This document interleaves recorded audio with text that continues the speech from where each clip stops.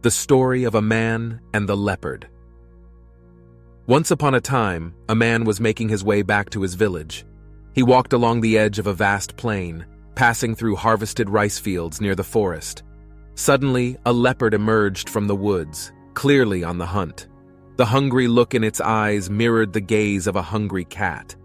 The man was taken aback, realizing there was no shelter in sight. The only thing he noticed nearby was a wooden stick lying on the ground. With the leopard steadily approaching, he grasped the stick firmly in his hand. It became his sole means of defending himself against the leopard. Both the man and the leopard maintained unbroken eye contact.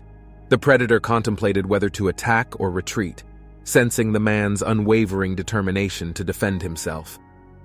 Instead of closing the distance, the leopard began to move parallel to the man as they continued towards the village. The man held onto the stick tightly, never wavering in his focus, remaining as calm as possible while resolved to protect his own life. Eventually, they reached the outskirts of the village, and the leopard disappeared back into the forest.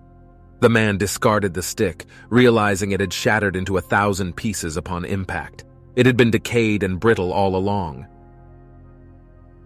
The story of happiness. Once upon a time, there was a young boy nearing the end of his schooling. His parents and teachers advised him to skip playing football on weekends and instead focus on studying diligently. They explained how important the graduation was and assured him that he would find happiness once he achieved it. He followed their advice and passed the exam, but it didn't make him happy.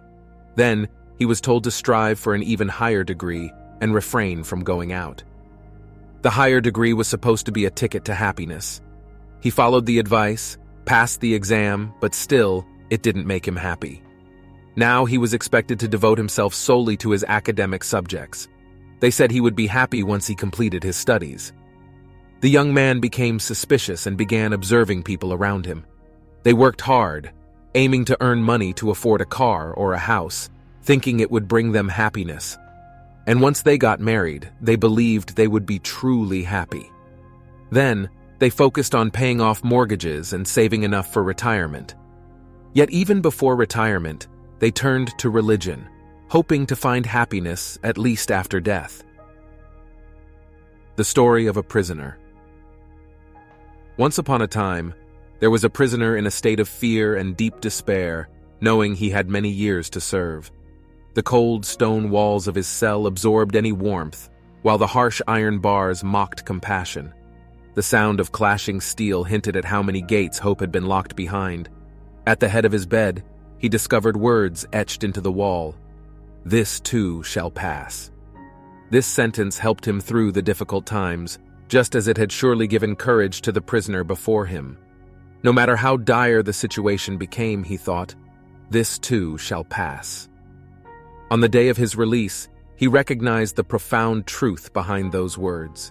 He had served his sentence. The time in prison had indeed passed. As he returned to normal life, he often reflected on this message. In times of hardship, the words, "This too shall pass," provided solace. When good times arrived, he savored them, but never with reckless abandon, for he remembered the words, "This too shall pass." At the end of his life, he whispered to his loved ones, "This too shall pass." And he found a peaceful death. His words were a final act of love for his family and friends. They had learned from him, "Even sorrow shall pass." The story of an anger-devouring demon. Once upon a time, there was a kingdom whose ruler went on a short journey. During his absence, a demon entered the palace.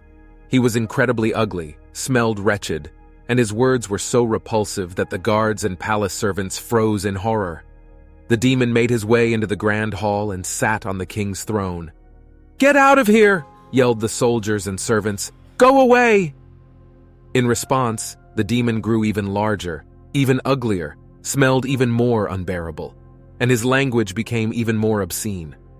The anger of the guards intensified, their insults became fiercer, and the repulsive demon grew even bigger and more abhorrent. When the king returned, he knew immediately what he had to do, for he was a wise man. "Welcome," he said warmly. "Welcome to my palace. Has anyone offered you something to drink or eat?" These few kind words diminished the demon's size and hideousness a little. The servants quickly understood. They brought tea to the demon, prepared a delicious meal for him, and massaged his feet. Every act of kindness caused the demon to shrink further, and after one last act of kindness, he finally disappeared altogether. The story of a monk. A monk had started building a wall in his monastery. He put great effort into placing all 1,000 stones needed for it, making sure they were straight and evenly aligned. When the wall was finally finished, he took a step back to admire his work with pride.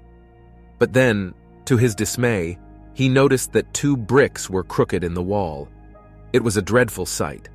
One day, a guest's gaze fell upon the masonry. "What a beautiful wall!"